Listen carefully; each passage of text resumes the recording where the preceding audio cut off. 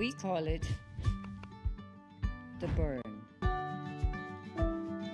We all got used to the spiciness now, but the name stuck. The recipe was passed down over generations in our family. I learned to cook it when I was just a teenager. Very different from kids these days. Hey! It's the truth. Today's generation, most of the time, has no patience, but it's not totally their fault. Everything for them is right now, not later, not wait for a while, right now. But not everything can be like that. This recipe, for instance, requires a lot of patience and preparation and needs to be cooked perfectly. It requires your time and effort. As it is, if you want to invest in a legacy as such, and investing in your family is the most important legacy of all.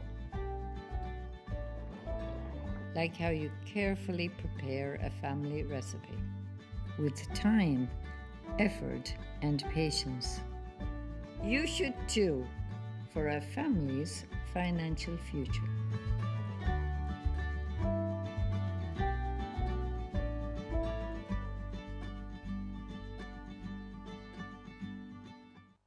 Tiap anggota keluarga punya cerita berbeda. Kayak Pak Untung anti buntung. Dia nyaris kena investasi bodong. Untung ada. Investasi yang nyaman dan aman. Ya di Permata Mobile X lah. Kalau ini Ibu Sofi, rajin banget shopping. Paketnya selalu numpuk. Sampai bikin tetangga ngamuk. Soalnya... Saya bisa pantau semua promo dan cashback di Permata Mobile X. Nah ini Oma Nancy, hidupnya fancy. Oma, listrik udah harus dibayar. Mobilnya Oma, sudah habis bensinnya. Untungnya Oma bisa bayar ini itu di Permata Mobile X. Yang ini Kak Morgan, si paling sultan. Mau ini. Aku mau semuanya ya. Sepanjang apapun bilnya, Kak Morgan bisa bayar pakai QR Pay di Permata Mobile X. Terus, ini Dek Freya, yang cita-citanya jadi kaya raya. Nggak usah worry, kan di Permata Mobile X nabungnya easy. Dan ini Opa Ruben yang paling keren. Investasi online, deposito sampai dark mode. Ya kan? Semua transaksi, semua generasi. Semua makin bisa dengan Permata Mobile X. Permata Mobile X hadir, selalu memberikan kemudahan dalam bertransaksi. Gratis biaya transfer tanpa syarat dengan Permata Mobile X.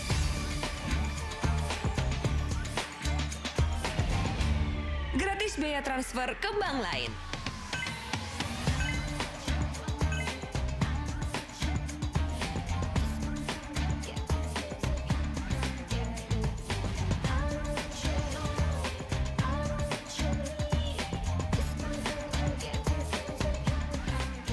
Biaya transfer sesering yang kamu mau.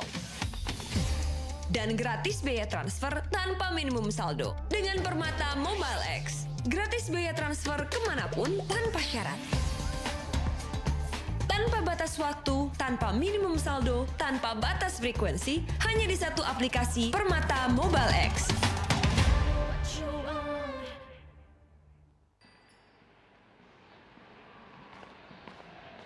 Hey Joan. Hey Fauzi, so nice to see you finally. I'm Fauzi Satyaputra. I'm an artist from Indonesia. I'm Joanne. I'm from Thailand. Goes with the concept with the lotus and the jetting together. Yeah. I agree. I really agree. High five, Fauzi. High five.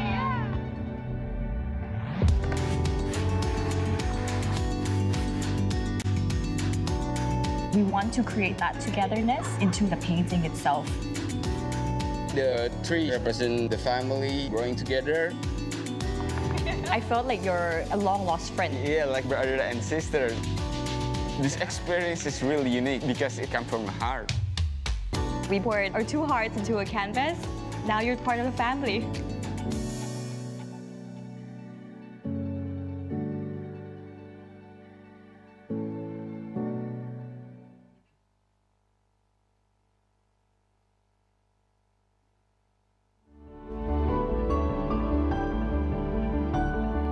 Di dunia yang penuh perubahan, saatnya hadirkan kesadaran bahwa materi bukanlah satu-satunya tujuan. Kekayaan sejati adalah sebuah perjalanan, menyeimbangkan segala aspek kehidupan.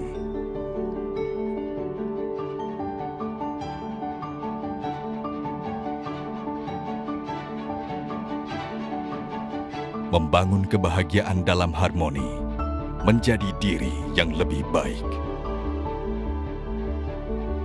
Mengukir makna dalam setiap langkah, mengubah tantangan menjadi kesempatan.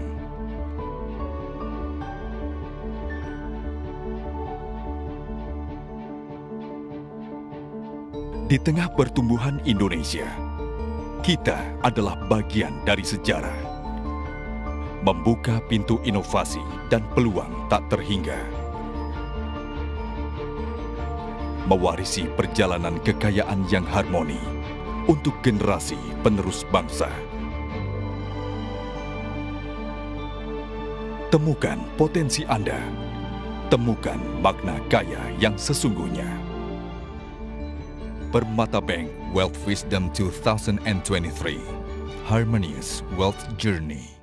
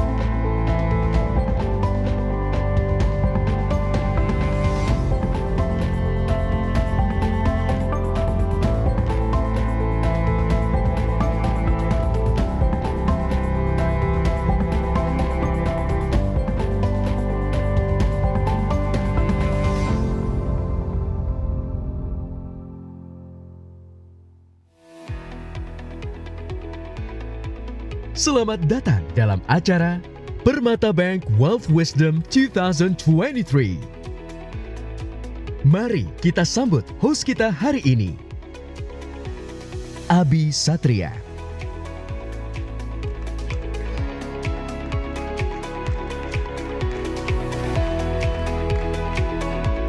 Selamat siang Bapak Ibu hadirin, selamat datang di Permata Bank World Wisdom 2023 Harmonious World Journey. Saya Abi Satria yang akan memandu jalannya sesi kali ini dengan tema menarik dan masih ramai diperbincangkan. Make Friends with AI, Boost the Productivity. Yang dipersembahkan oleh PT Schroders Investment Management Indonesia. Tepuk tangan yang meriah Bapak Ibu sekalian. Bapak Ibu hadirin, Permata Bank World Wisdom 2023 ini menghadirkan 24 sesi kelas dengan lebih dari 35 pembicara kompeten di bidangnya masing-masing. Saat ini berlangsung pula secara paralel dengan 3 kelas lainnya. Yang pertama, Foreseeing Indonesia After 2024 dengan pembicara Sinta Kamdani, Chairwoman Apindo, dan Yunarto Wijaya, Executive Director Carta Politika Indonesia. Kemudian juga ada kelas yang kedua, Making ASEAN as the Epicentrum of Growth dengan pembicara Joshua Pardede, Chief Economist Permata Bank, dan Filia Wibowo, Managing Partner McKinsey & Company. Dan juga berlangsung secara paralel kelas yang ketiga, Rising a Self-Discipline Generation dengan pembicara Damar Wahyu Wijayanti, Parent Educator and Co-Founder Good Enough Parents, dan juga Atika Hasiholan yang adalah seorang aktris. Bapak Ibu hadirin, AI atau Artificial Intelligence atau lebih tepatnya AI generatif jadi salah satu topik yang paling hot di dunia teknologi dalam beberapa bulan terakhir di tahun 2023 ini. Perkembangannya yang pesat didukung oleh investasi besar-besaran yang digelontorkan oleh perusahaan teknologi seperti Microsoft, Google, dan juga Meta. Tapi memang adanya AI ini diramalkan bisa mengubah dan mempermudah banyak hal. Contohnya di sektor bisnis, setidaknya ada 4 manfaat AI untuk bisnis. Mulai dari personalisasi, otomatisasi, melayani, hingga manajemen data. Kehadiran AI ini diprediksi akan menciptakan disrupsi di banyak sektor. Respon masyarakat pun sudah sangat beragam. Ada yang cemas, namun ada juga yang antusias dengan penuh harapan. Kami menyediakan sertifikat digital Bapak Ibu untuk kelas hari ini, di siang hari ini. Dan Bapak Ibu yang ingin mendapatkan sertifikat digital, mohon untuk tetap berada di ruang ini hingga akhir, karena tentunya topik menarik akan kami diskusikan di atas panggung ini untuk Bapak Ibu semua, dengan 2 narasumber yang sudah hadir juga di tengah-tengah kita pada siang hari ini. Yang pertama, mari kita sambut Ibu Ayu Purwarianti.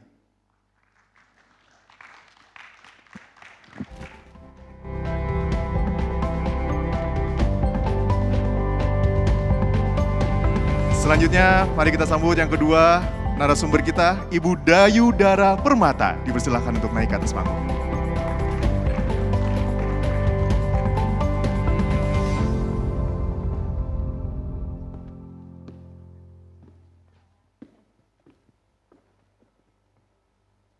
Apa kabar Ibu Ayu, Ibu Dara? Kabar baik, Mas Abi. Alhamdulillah. Alhamdulillah sehat. Baik, tadi kita ngobrol-ngobrol biar lebih enak kita panggilnya Mbak ya, Mbak Ayu dan Mbak Dara ya. Boleh. Baik, siap. Sebelum saya memulai diskusi kita pada siang hari ini, izinkan saya untuk membacakan CV singkat para narasumber kita yang sudah hadir di tengah-tengah kita pada siang hari ini. Yang pertama ada Dr. Eng Ayu Purwarianti, beliau adalah Kepala Pusat AI Artificial Intelligence di ITB, sekaligus salah satu pendiri perusahaan AI yaitu Prosa.ai. Beliau meraih gelar doktor di bidang ilmu komputer dari Toyohashi University of Technology, Japan pada 2007. Dan pada tahun 2018, beliau bersama 2 temannya membangun startup yang bergerak dalam bidang kecerdasan buatan atau AI dengan spesialisasi Natural Language Processing atau NLP berbahasa Indonesia. Luar biasa sekali. Dan yang narasumber kita kedua, beliau merupakan CEO dan salah satu pendiri Pinhome, Ibu Dayu Dara Permata, perusahaan penyedia platform jual beli sewa properti berbasis teknologi. Sebelumnya, beliau bekerja sebagai Senior Vice President Lifestyle and Commerce di Gojek. Baik, terima kasih telah hadir Mbak Ayu, Mbak Dara. Apa kabar jadi nih, sehat? Alhamdulillah, insya Allah. Alhamdulillah sehat dan semangat, semoga kabarnya baik semua. Alhamdulillah, baik. Kalau Mbak Ayu tadi dari Bandung berarti ya, datang ke sini ya? Iya. Wah, udah naik kereta cepat atau? Belum sempat. Belum sempat ya? Baik, langsung saja nih aku mau tanya ke Mbak Ayu dulu nih terkait dengan AI ini. Karena tadi sudah disebutkan juga bahwa AI ini betul-betul memang menjadi sesuatu yang topik hangat di kalangan masyarakat Indonesia. Banyak yang cemas, banyak juga tapi yang penuh harap terkait dengan perkembangan AI ini yang sangat masif nih Mbak Ayu. Lalu apa sih sebenarnya AI generatif yang bikin heboh itu Mbak Ayu? Apa yang benar-benar bikin AI generatif berbeda dengan generasi AI sebelumnya? Terima kasih Mas Abi. Mungkin sedikit untuk jadi pengantar ya, artificial intelligence itu kan sebenarnya sudah ada sejak lama ya Bapak Ibu. Dari sejak tahun 1950-an juga sudah ada. Tapi kemudian kenapa baru di awal tahun ini heboh di Indonesia terutama ya. Sebenarnya itu karena satu produk yang namanya ChatGPT gitu kan. Di akhir tahun lalu dia mulai muncul, akhirnya sejak awal tahun ini rasanya banyak sekali. Kebetulan nih teman-teman juga yang mengundang saya, waktu itu saya ingat banget di awal tahun dari teman-teman media. Jadi dari Kompas, dari IDN Media, itu mengundang untuk mempertanyakan apakah kami para jurnalis harus khawatir karena akan digantikan oleh artificial intelligence alias ChatGPT ini. Karena kita nggak tahu ke depannya akan seperti apa teknologi ini begitu. Nah sebenarnya teknologi AI itu banyak Bapak Ibu, jadi bukan hanya generatif seperti tadi Mas Abi bilang. Ada juga yang memang menggunakan istilahnya algoritma begitu ya, yang bisa difahami oleh manusia. Nah, tapi memang kalau kita bicara generative AI, ini dalemannya itu kita nggak bisa paham kenapa dia mengeluarkan sebuah respon A. Misalnya kita tanya ya, misalnya kita mau bertanya, kalau misalnya saya sakit pilek enaknya seperti apa ya? Dia akan mengeluarkan jawaban, walaupun belum tentu jawabannya benar. Ya. Tapi sebenarnya bahkan penciptanya pun, pembuatnya pun itu tidak tahu kenapa dia bisa mengeluarkan jawaban seperti itu. Karena pada dasarnya si generative AI seperti ChatGPT itu tidak menyimpan pengetahuan sama sekali. Nah kalau boleh saya mau izin menunjukkan cara kerjanya ChatGPT. Boleh. Ya silakan Ibu. Bisa minta tolong slide-nya. Dari teman-teman, ya. Jadi kalau ChatGPT itu juga disebut sebagai large language model ya Bapak Ibu. Jadi large language modelnya sudah ada banyak. Penelitiannya sendiri dari tahun 2018 itu sudah ada. Tapi kemudian yang bisa mengemas, ya, menambah post processing dan kemudian menyimpan sebagai sebuah service yang bisa digunakan siapapun, bahkan anak kecil, anak SD pun, itu memang baru si ChatGPT begitu. Jadi dari 2018 kita bisa melihat ini ukuran data ya. Sebenarnya bukan data sih, ukuran parameter istilahnya tuh. Kalau di dalam artificial intelligence ada yang namanya parameter yang sebenarnya adalah angka. Jadi isinya angka-angka aja. Makanya kita nggak bisa tahu ini sebenarnya kenapa sih kalau dia ngeluarin jawaban kayak gitu. Ya nggak bisa, orang isinya angka semua gitu. Nah dia tuh dibangunnya dari kumpulan kalimat ya, bisa sampai triliunan menggunakan sebuah algoritma yang namanya deep learning. Nah deep learning itu tuh salah satu terobosan sebenarnya Mas Abi di AI. Jadi dari sejak tahun 2010-an deep learning itu ada. Awalnya itu buat vision, pengenalan gambar. Jadi pada saat itu ada satu algoritma deep learning yang nilai errornya dalam mengenali gambar, ya apa ada objek apa dalam sebuah gambar, itu lebih bagus daripada error rata-rata manusia. Dia nggak 100% akurat, tapi lebih bagus daripada rata-rata manusia. Sejak saat itu peneliti tambah rame tuh pakai deep learning, termasuk buat teks gitu. Yang disimpan apa? Yang disimpan sebenarnya koneksi antar kata secara implisit ya. Ada koneksi antar kata, walaupun sebenarnya katanya nggak ada, jadi hanya implisit aja. Yang digambarkan oleh angka-angka tadi. Dia tidak menyimpan pengetahuan sama sekali. Itu yang harus kita tegaskan ya, kita pahami. Tidak ada pengetahuan di belakangnya. Dan tugas dia apa? Sebenarnya tugasnya adalah memprediksi kata. Jadi kalau misalnya ada kata aku, berikutnya kata apa gitu loh. Makanya ada yang bilang dia tuh namanya stochastic parrot. Kakak tua yang berdasarkan stokastik. Kan kakak tua nggak punya otak ya, maksudnya dia punya otak tapi nggak bisa mikir ya. Nah sama, ini juga nggak bisa mikir. Dia cuman mengulang apa yang ada yang sudah pernah dimasukkan ke dia. Idenya seperti itu sebenarnya. Jadi sebelah kanan itu adalah bentuk model, large language model itu kurang lebih seperti itu. Isinya tuh angka-angka.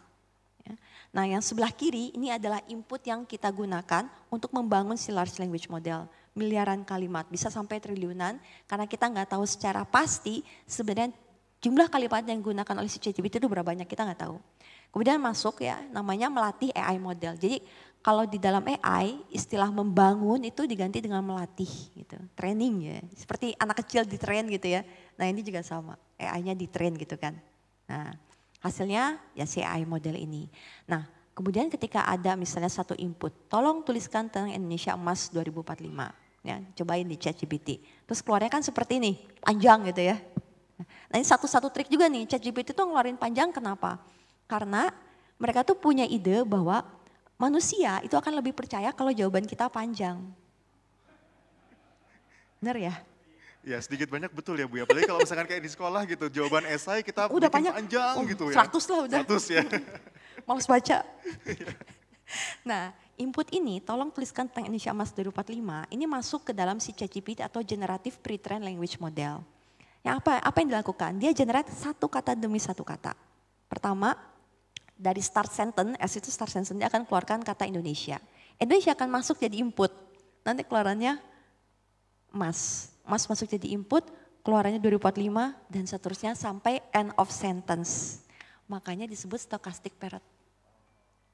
Yang dia keluarkan adalah kata-kata yang berhubungan yang memang secara statistik di dalam training data dia itu munculnya probabilitasnya tinggi berdasarkan input tadi. Input dari user tolong tuliskan tentang Indonesia Emas. Gitu. Jadi kalau seperti itu kita sudah tahu jadinya ya sebenarnya kita tidak boleh sangat percaya sama ChatGPT ya. Karena sebenarnya dia nebak-nebak begitu. Siap, lagi-lagi memang itu sebuah proses yang kita latih sendiri dari semua miliaran bahkan triliunan kalimat atau bahkan teks dan juga artikel yang ada di cloud atau di internet saat ini gitu ya Mbak Ayu ya. Mbak Ayu, menurut laporan McKinsey, The Economic Potential of Generative AI, si AI ini, AI generatif bisa memberikan nilai tambah kepada perekonomian lebih dari 10 triliun USD.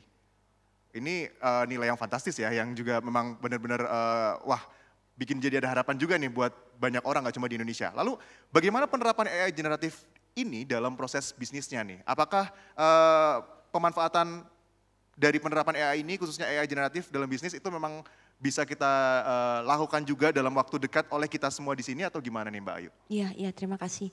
Ya, saya pernah ada dalam satu kesempatan nih Mas Abi. Waktu itu saya diundang oleh AMSI, Asosiasi Media Cyber Indonesia, kebetulan di Bandung. Jadi anak saya datangnya. Berempat kami. Ya, tiganya itu, kalau saya kan akademisi lah ya, walaupun punya startup, tapi 3 yang lain itu adalah startup yang memang menggunakan generatif AI. Jadi si ChatGPT itu kan punya yang namanya API, ya. Jadi kalau misalnya sekarang kita pakai chat OpenAI itu kan kita langsung ngetik ya. Kalau API kan kita panggil ya. Jadi ada satu aplikasi terus kita panggil API-nya bisa langsung memberikan output ya dari input yang kita masukkan. Nah, pada kenyataannya sekarang sudah banyak perusahaan kita yang menggunakan ChatGPT API.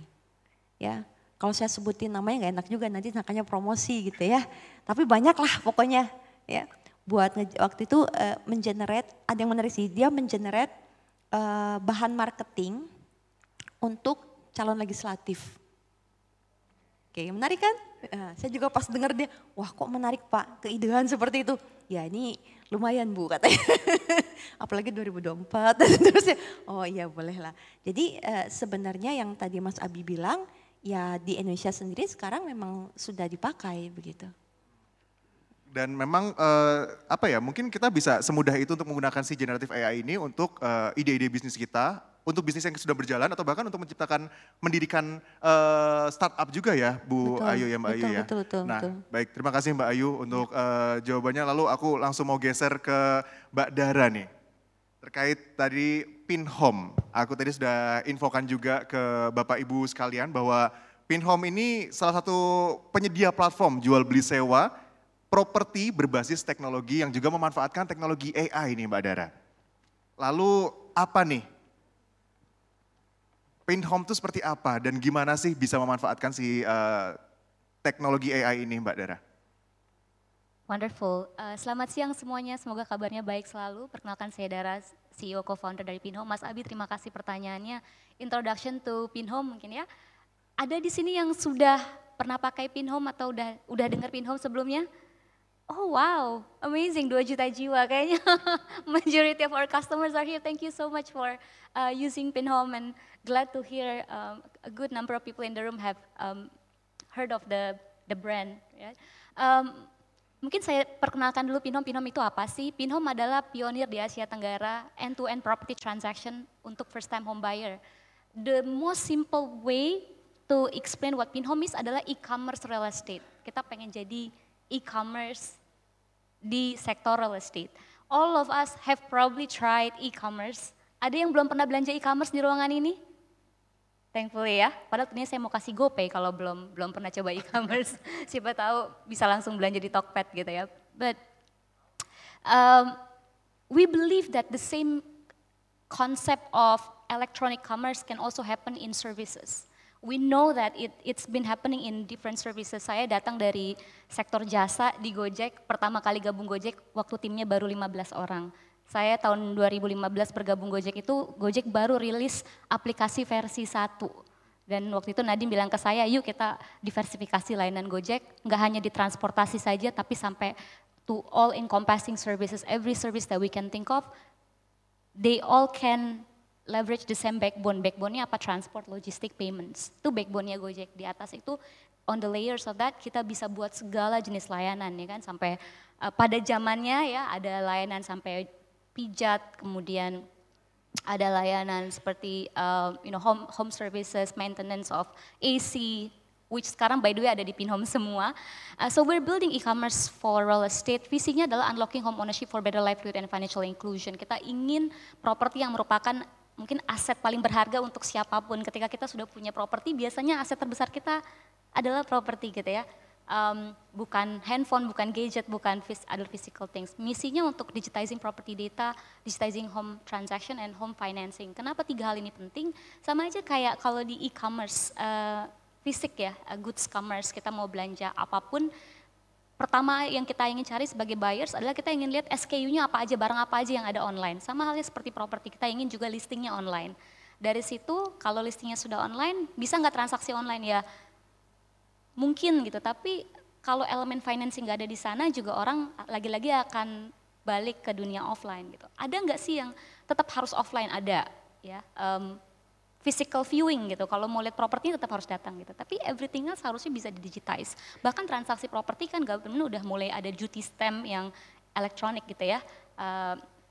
Materai semua udah akan elektronik ya, mungkin hanya masalah waktu aja nanti semua transaksinya sampai semua yang berkaitan dengan notaris itu juga bisa online or digitize. So this is our founding and management team. All of us come from various different backgrounds, but basically B2C consumer technology company. Solusinya apa sih? Properti KPR jasa online. Semua hal yang berkaitan dengan rumah, baik itu cari rumah, untuk dibeli, untuk sewa gitu ya, atau jual, menyewakan rumah, cari financing untuk rumah, merawat rumah dari layanan sehari-hari seperti home cleaning gitu kan, home electronic maintenance and repairs, cuci AC, repair AC, dan barang jasa, barang elektronik rumah tangga lainnya itu semuanya bisa melalui satu aplikasi yang sama. Jadi kalau saat ini belum punya aplikasi Pinhome, boleh lihat, download dan lihat apa saja layanan yang ada di sana. Saya yakin dalam waktu 1 bulan ke depan pasti akan ada jasa yang relevan untuk Bapak Ibu sekalian, karena kita bahkan ada jasa rumah tangga di sana. But essentially it's an end-to-end home buying facilitation by top agents ya, agents yang ada di Pinhome, agent yang profesional, responsive, knowledgeable, committed gitu ya, bukan yang hit and run agent yang balasnya kalau weekend doang gitu ya. AI powered home search and value estimator, pain point dari banyak buyer dan juga homeowner juga ya, ketika mau jual rumah atau beli rumah, nyewa rumah, gak tahu estimasi harga yang sesuai harga pasar tuh berapa sih, ini kemahalan atau kerendahan yang harga buka saya sebagai owner, atau kalau mau beli juga is the property price reasonable, and that's how we use AI. We'll talk about that more, tapi it's AI powered home search and value estimator. It's still predictive AI, but over time and right now we're starting to use generative AI as well, dan online mortgage application, dari mulai cari banknya, submit application-nya, track status of applications of our mortgage, dan akhirnya kalau sudah di-approve, all of that process is online, gak harus ke WhatsApp, ke email, atau datang ke cabang banknya gitu ya. Dan tadi layanan jasa rumah tangga saya sudah sempat sebutkan. Hari ini apa yang sudah kita capai, ini tahun ketiga kita sebagai e-commerce for real estate. Selama 1 tahun terakhir consistently kita nomor 1 di real estate and home on Android and Android Play Store. Jadi kalau lihat di Android, they have for different categories ranking ya, dan itu ada ratusan bahkan mungkin ribuan app atau services yang ada di Android. Android ada sekitar 3,5 juta app ya. Di kategori real estate and home di Indonesia itu juga ada puluhan ribu. Kita consistently nomor 1 selama 1 tahun terakhir. 6.5 million web visit per month, 1,3 juta app download, and it's still very young karena appnya sendiri usianya baru sekitar 16 bulan, dan kita sudah ada di 350 kota di Indonesia, 75% dari seluruh kota di Indonesia sudah ada Pinhome. So that's a bit about Pinhome. I can talk about how AI is being implemented at Pinhome. Mas Abi. Thank you, luar biasa. Tepuk tangan dong untuk 2 narasumber kita pada siang hari ini. Ini baru masih permulaan nih, pertanyaan yang akan muncul selanjutnya banyak banget. Termasuk salah satunya adalah, yaitu tadi sudah kita bahas bersama terkait dengan apa yang bisa dioptimalkan, dipotensialkan untuk kehidupan kita, terutama misalkan untuk bisnis gitu. Tapi ternyata Bapak Ibu, Mbak Ayu, Mbak Dara, ada juga kecemasannya, yaitu AI generatif ini diramalkan akan menciptakan disrupsi besar. Disrupsi besar terhadap bisnis di masa depan. Dan akhirnya banyak banget yang akan berdampak. Lalu bagaimana seharusnya kita menyikapi teknologi ini, AI ini di masa depan, seperti apa juga arah perkembangan teknologi AI-nya ini? Boleh Mbak Ayu sebagai juga founder dari Pros AI dan juga akademisi nih, monggo Mbak Ayu. Ya, terima kasih Mas Abi buat pertanyaannya. Itu sebenarnya pertanyaan yang memicu saya pertama kali diundang terkait dengan generatif AI oleh IDN Media waktu itu. Mereka sangat khawatir bahwa si generatif AI ini bisa menggantikan jurnalis. Ya. Padahal sebenarnya kalau kita lihat generatif AI juga masih banyak kekurangan sebenarnya. Tapi begini loh, kita kan bicara revolusi industri ya. Setiap revolusi industri pasti ada shifting pekerjaan. Saya nggak bilang unemployment karena dibilangnya adalah shifting. Pekerjaan yang asalnya ada jadi tidak ada, pekerjaan yang asalnya tidak ada menjadi ada. Begitu pula dengan artificial intelligence. Artificial intelligence adalah teknologi yang mencirikan revolusi industri keempat, ya kan?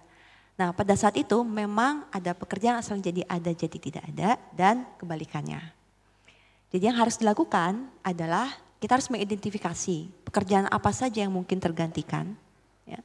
Dan untuk pekerjaan-pekerjaan tersebut, mau tidak mau kita harus melakukan reskilling atau upskilling. Nah itu memang PR kita bersama gitu.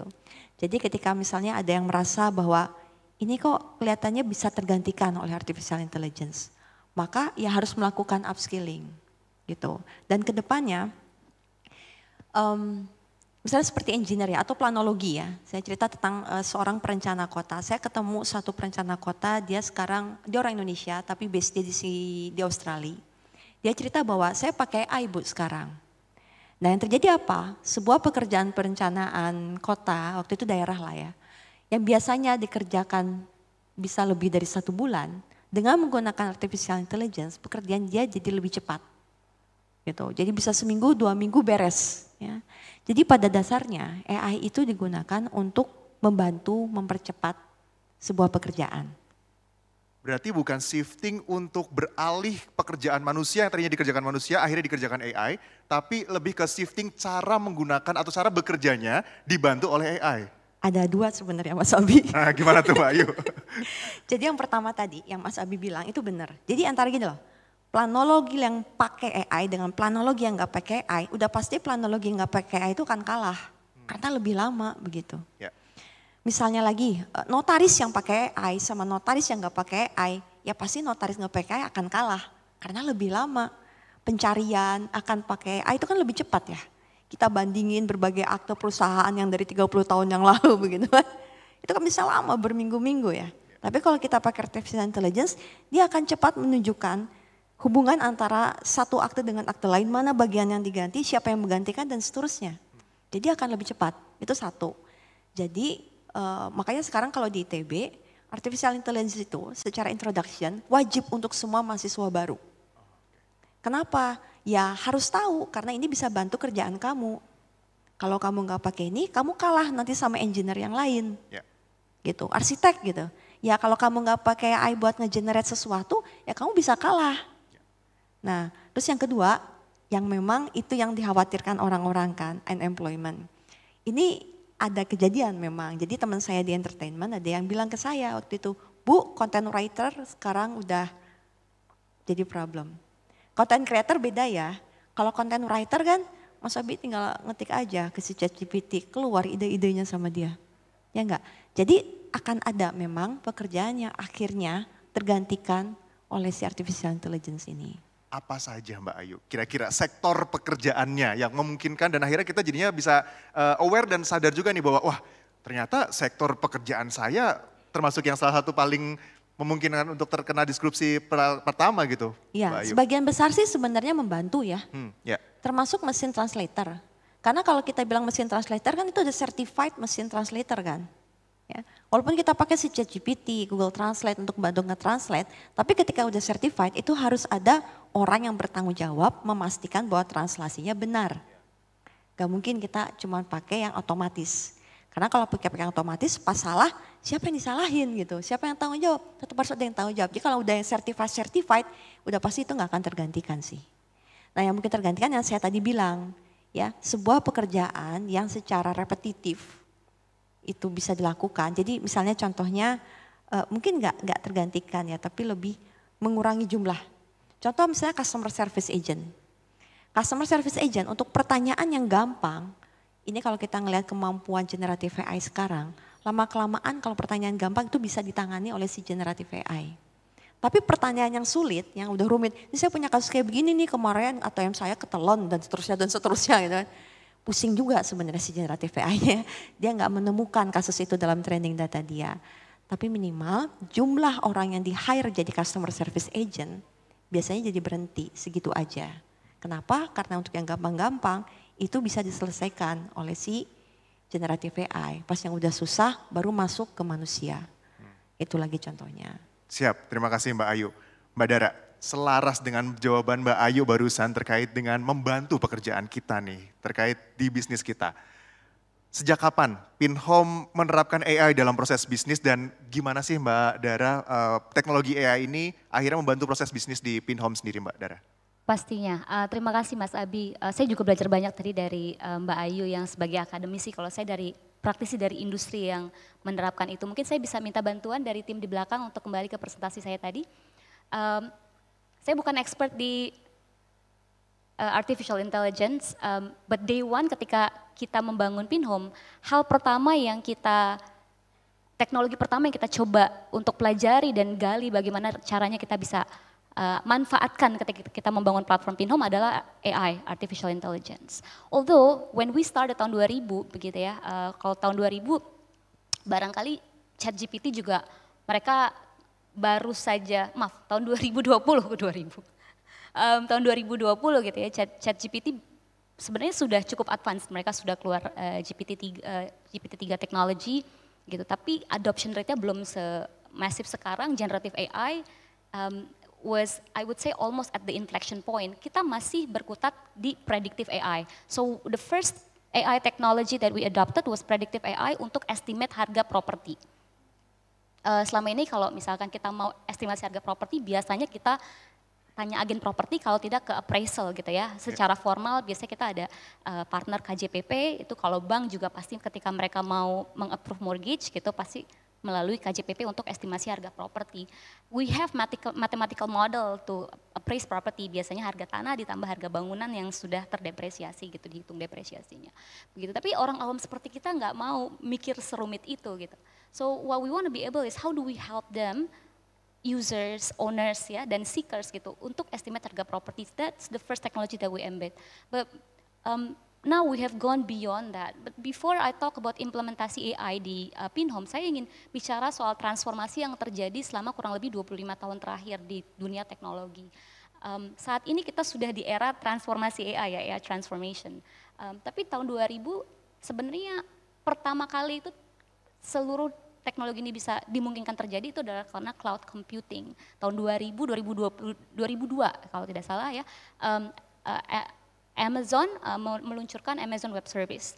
Apa itu? Apa dampaknya atau impactnya kepada kita semua perusahaan teknologi? Dulu sebelum ada AWS atau Google Cloud Service atau Microsoft Azure, kalau kita mau buat internet company gitu ya, e-something gitu kan, e-commerce etc. We have to build the infrastructure ourselves, kita harus bikin platformnya, kita harus bikin softwarenya. Repot banget gitu, tapi setelah ada cloud computing, you can just set, kamu gak harus mikirin data storage di mana, servernya di mana, just subscribe to Google Cloud Service, just like that the same day kalian bisa bikin internet company gitu. And that's in the year 2000. 10 tahun cloud dan pick up adoption rate tinggi, lalu muncul digital transformation. Inflection point-nya apa? Ketika ada operating system untuk smartphone. Android dan Apple gitu kan, App Store masuk, orang bisa submitting their application there and people can download it everywhere, di seluruh dunia bisa download aplikasinya. And hari ini kita punya 6,5 juta aplikasi, mobile application anywhere around the globe, dan pengguna smartphone di dunia juga sudah, di Indonesia saja udah hampir 180 juta gitu, di dunia udah miliaran. 2010 ya sampai hari ini 2023, 3 tahun terakhir kita melihat AI transformation, and I think this is gonna be the next inflection point. And the transition that has happened adalah, kalau tadi yang saya jelasin predictive AI gitu yang kita gunakan di banyak sektor sudah mulai digunakan mungkin sejak 10 tahun terakhir gitu. Bedanya apa sama mungkin what we call as generative AI gitu. Traditional AI model itu very specific, usually very niche. Kalau kita train suatu AI predictive model untuk estimasi harga properti, that AI can only do most of the time like estimasi harga properti. Kalau kita tanya atau kasih task yang berbeda, then we have to retrain all the time. And then we create another data set dan aturannya itu kita yang harus ajarin modelnya. So it's a lot of it is rule based. And because of that, it can be quite complex untuk membangun itu, cukup lama membangunnya. Jadi untuk AI model kita untuk estimasi harga properti 3 tahun dan kita masih terus train supaya bisa akurasinya lebih baik lagi. Semakin banyak datanya baru semakin akurat. Di suatu kota yang listing kita nggak banyak dan mungkin dari sisi sekersnya juga nggak banyak, demand supaya terbatas, akurasinya di bawah 70%. Tapi kalau listingnya banyak, kemudian transaksinya banyak, maka bisa sampai 90-95%. Tapi kalau AI, generative AI, it can do across sectors, across functions, a lot of different tasks, dengan pastinya parameternya bisa sampai triliunan parameter, tapi they can do a lot of different tasks, tidak harus di retrain. Nah bedanya apa antara tradisional sama predictive AI? Kalau predictive AI kita tanya, apa yang akan terjadi kalau tali ini saya potong? Predictive AI nggak akan bisa jawab. Mungkin kalau ditanyanya, apakah balon ini akan terbang, ya atau tidak, mungkin dia bisa jawab gitu ya. Unless the predictive AI is very advanced gitu. But generative AI will be able to answer what will happen if the ropes are cut. The balance will soar into the sky. Mereka bisa kasih kita, I would say, illustration of what's gonna happen in a way that's very human gitu. Seperti seolah seorang manusia sedang menjawab pertanyaan ini. Mereka bisa menjawab pertanyaan sangat terbuka gitu ya. Sementara predictive AI biasanya mereka lebih bisa menjawab pertanyaan tertutup gitu.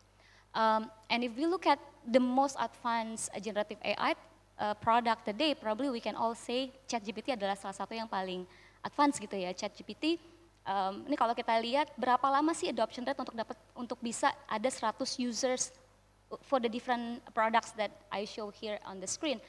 Untuk smartphone 16 tahun bisa mencapai 100 juta pengguna, ya kan?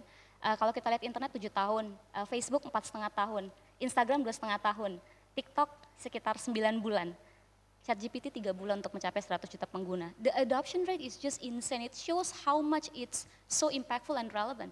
Karena tadi use case-nya banyak banget, strategy, operations, marketing, legal, ya kan, finance, every single sectors, all types of use cases, semua relevan sehingga adopsinya sangat amat cepat.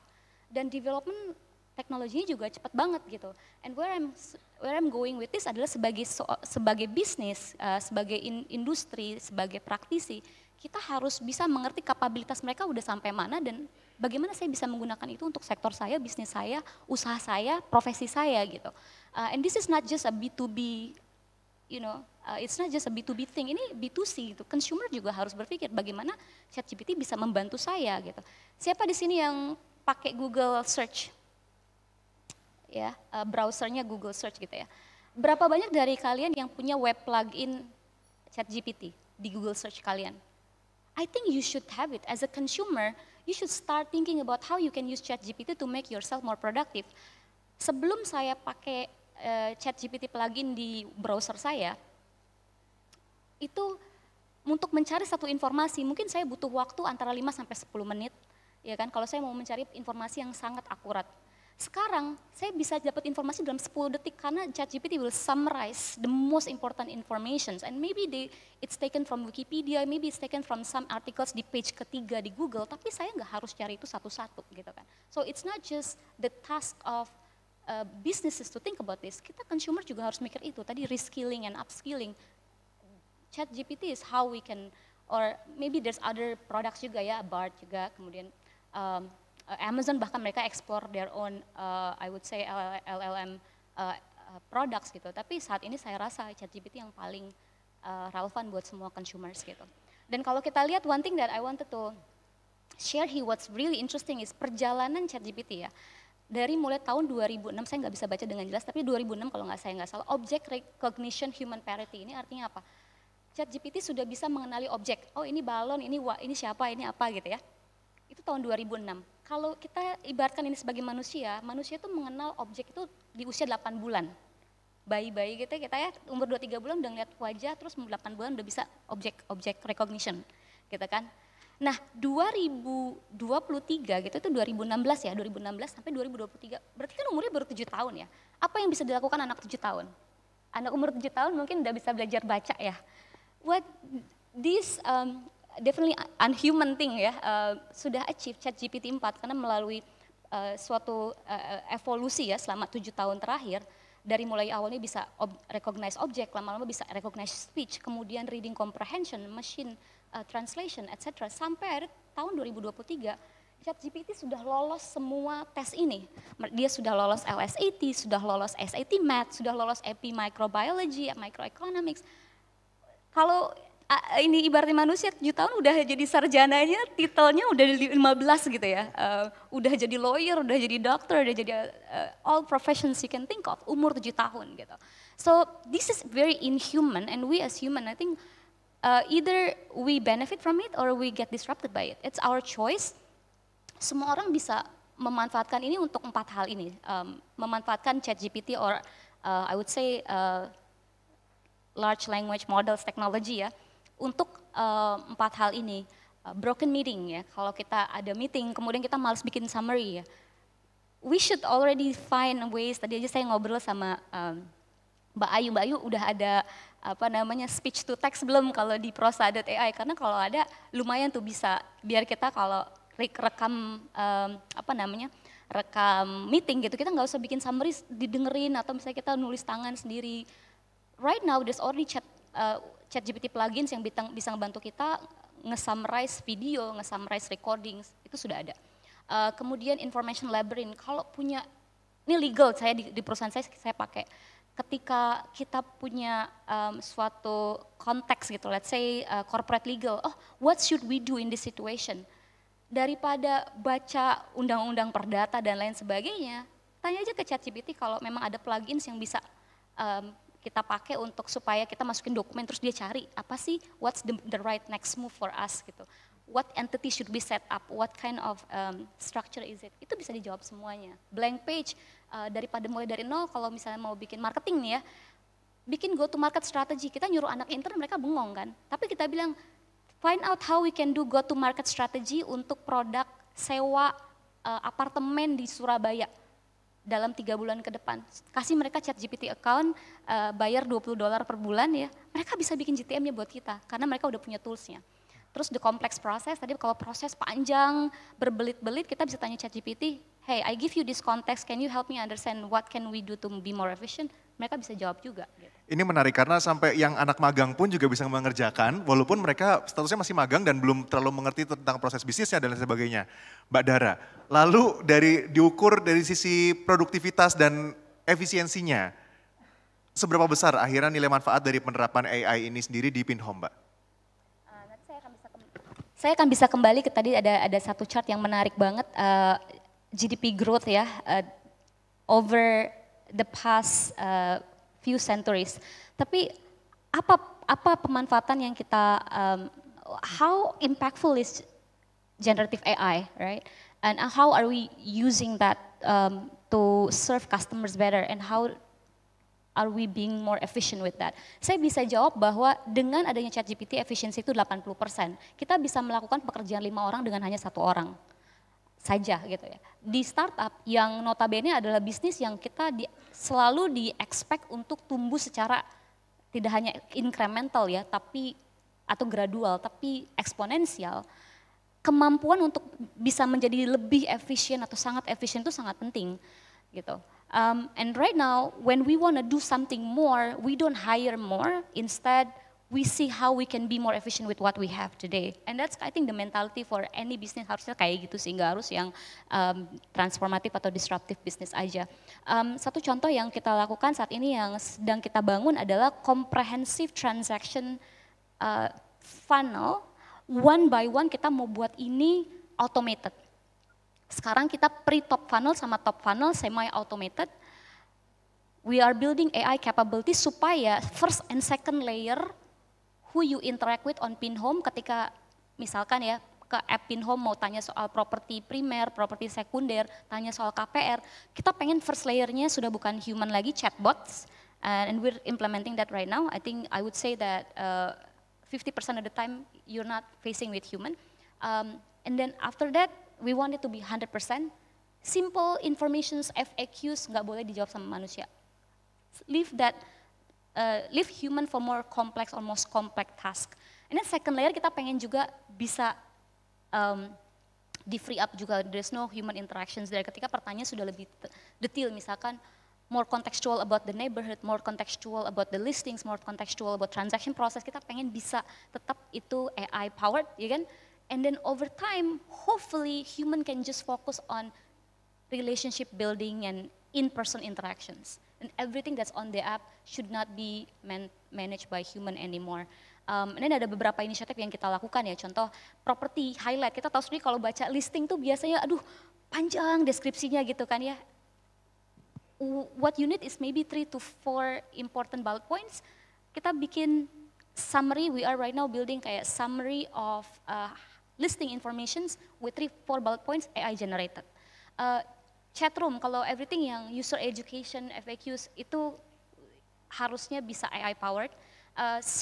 Search juga bisa dibuat lebih advance. Kalau kita cari Taman Gandaria, kalau saya mau cari rumah di Taman Gandaria, if it's not AI powered, mungkin the search result might not be as relevant gitu. But if it's AI powered, they will know Taman Gandaria yang dimaksud adalah suatu area di Jakarta Selatan. It's not like buah-buahan, nama buah-buahan, Gandaria is nama buah-buahan kan, atau nama suatu lokasi di luar Jakarta gitu yang mungkin tidak relevan dengan di mana user berada saat ini gitu. Dan hal lain pre-qualifying buyers untuk tahu buyers mana yang bisa pre-qualified untuk mortgage. Dan juga finding the right properties and the right, let's say, bank solutions or mortgage for the buyers. Ya, baik. Terima kasih Mbak Dara. Mbak Ayu, ini menarik dari yang tadi dijelaskan oleh Mbak Dara, bahkan sampai tingkat efisiensinya hingga 80%, yang tadinya dikerjakan oleh beberapa orang bisa dikerjakan oleh 1 orang. Ini semua karena AI generatif ini, Mbak Ayu. Lalu ChatGPT misalkan kita sebut bisa berinteraksi dengan bahasa layaknya manusia, seperti yang tadi sudah bahas. Di luar dari ChatGPT ada juga yang lain yang saat ini juga sudah tersedia ya, mulai seperti Bard, kemudian Lama dan lain sebagainya. Lalu Mbak Ayu, mengembangkan AI generatif ini kan butuh benar-benar resource yang infrastrukturnya luar biasa. Gimana kalau misalkan Bapak Ibu hadirin semua di sini ingin bisa juga berpartisipasi menerapkan AI dalam proses bisnisnya ini, terutama bagi perusahaan-perusahaan di Indonesia. Apa yang harus dipertimbangkan dan dipersiapkan, Mbak Ayu? Ya, ini kebetulan ada satu slide terkait dengan biaya yang ada di blognya ya. Boleh minta izin Mas, ya. Ini saya yang tadi kalau ini ya, sebentar. Mohon maaf. Bentar bukan ini. Oke, ini sebenarnya proses utama di dalam si ChatGPT ya. Jadi bukan hanya bicara tentang pre-trained large language model, itu yang fase 1 yang sebelah kiri. Kalau kita hanya pakai yang kiri itu sebenarnya dia belum pintar-pintar amat. Jadi masih ada tambahan proses yang ada 2 di kanannya. Ini terkait dengan fine tuning istilahnya ya, menambahkan data yang memang istilahnya supervised dataset. Jadi kalau dalam supervised dataset itu ada banyak contoh input dari user apa, maka outputnya seperti apa. Inputnya seperti apa, maka outputnya seperti apa. Dan itu jumlahnya juga lumayan banyak, walaupun tidak sebanyak yang tahap pertama. Ya, dengan cara itu makanya dia seakan-akan jadi tambah pintar. Jadi tadi kayak Mbak Dara bilang diminta untuk bikin summary gitu ya Mbak ya. Diminta untuk menunjukkan highlight. Nah itu juga dilatih dengan cara ada pasangan input minta untuk dibuat highlight sama dokumennya apa, nanti outputnya apa. Kurang lebih seperti itu, ditambah satu lagi reinforcement learning. Artinya tahapan pembuatan si ChatGPT bukan hanya satu pre-trained language model saja. Jadi tadi yang Mas Abi bilang lama gitu ya, lama itu cuma pre-trained language model aja Mas. Kita belum masuk ke bagian yang fine tuningnya. Kita belum masuk ke bagian reinforcement learningnya sebenarnya. Tapi kalau misalnya BART ya dia udah lumayan lengkap harusnya. Mungkin dia nambahin lagi yang lainnya. Nah ini kita bicara ChatGPT. Kalau misalnya Bapak Ibu lihat, ini saya ambil dari blognya ChatGPT. Berapa sih biaya yang dia habiskan, ya, baik dari segi infrastruktur maupun orang, ya, engineer-nya, kemudian tadi tim data yang melabeli, lalu waktu yang digunakan, ya angkanya seperti itu, triliunan rupiah begitu ya. Lumayan besar gitu. Ya, jadi memang besar sekali kalau misalnya kita mau membuat ChatGPT dari nol. Nah, kemudian tadi kan Mbak Dari juga bilang kita bisa pakai misalnya apa ya, API begitu ya. Terus kita juga bisa menggunakan apa Mbak tadi yang ada di browser itu kan ya, di sebelah kanan atasnya tuh sesuai memang nyambungin ke sama si ChatGPT-nya gitu kan. Kalau misalnya kita ada dokumen, tinggal kita masukkan, terus kita masukkan juga input kita, nanti keluarnya apa gitu. Itu adalah contoh yang memang kita bisa lakukan, penggunaannya seperti itu. Tapi kembali lagi bahwa ketika kita menggunakan itu, maka yang kita gunakan adalah software as a service. Artinya data apapun yang kita masukkan, itu akan masuk pula ke servernya OpenAI. Kecuali kalau misalnya OpenAI ngasih jaminan, ya ini tidak akan dimasukkan, itu beda lagi ya. Tapi kalau misalnya ternyata kita setuju menggunakan secara gratis ataupun yang $20 dan kemudian itu masuk ke dalam servernya OpenAI, ya sudah itu akan dia gunakan untuk training data. Problemnya ada di mana kalau kita pilih itu? Ada beberapa resiko sebenarnya dalam ChatGPT ini. Nah, ini soalnya nyambung ya dengan kita bikin sendiri. Salah satu aja, mungkin Bapak Ibu tahu ada satu kasus Samsung leakage. Jadi ada engineer-nya Samsung, dia mencoba menggunakan si large language model ini terkait dengan kode program. Ya. Jadi dia ingin konsultasi, ini ada bug, bagusnya gimana, efisiennya seperti apa. Yang terjadi apa? Kode Samsung itu kemudian bocor ke pengguna lain yang kurang lebih pertanyaan mirip gitu. Sehingga rame. Nah sejak saat itu ada beberapa perusahaan besar ya, yang akhirnya melarang pegawainya untuk menggunakan bukan ChatGPT-nya ya, tapi software as a service-nya. Kenapa? Karena dengan software as a service data kita akan bisa masuk ke sana. Dan sensitive information seperti tadi, rahasia kode program, itu bisa juga masuk ke sana. Ini yang harus hati-hati begitu. Nah kemudian akhirnya muncul yang tadi kemudian Mas Abi bilang, wah ada juga yang namanya lama gitu. Nah cerita sedikit Bapak Ibu, lama itu adalah bagian yang sebelah kiri tadi ya, kan ada 3. Yang bagian pre-trained large language modelnya aja.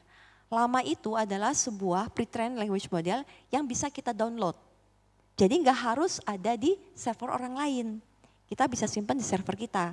Atau misalnya kita simpan di salah satu bagian cloud computing, tapi kan cuma kita yang akses. Ya, bisa seperti itu. Tapi tentu kalau kita pakai lama, artinya kita harus punya engineer, ya, yang kemudian melakukan fine tuning terhadap si lama ini supaya sesuai dengan apa yang kita butuhkan.